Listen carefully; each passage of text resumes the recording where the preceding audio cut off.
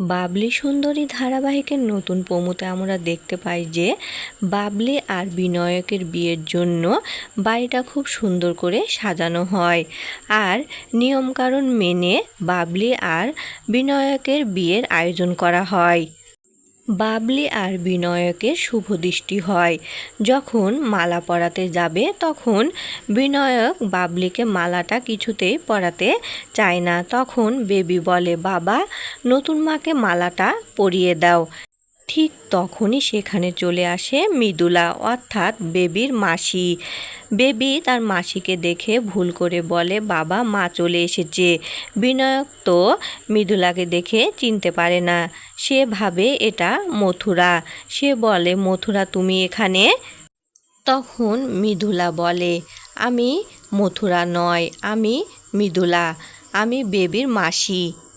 বিনায়ক তো মৃদুলাকে দেখে অবাক হয়ে যায়। তখন মিমি বলে, বাবলি, এবার তুমি পিঁড়ি থেকে নামো। মৃদুলা বাবলিকে বলে, বেবি মিমির মাসি থাকতে কেন আয়া তার মা হতে যাবে?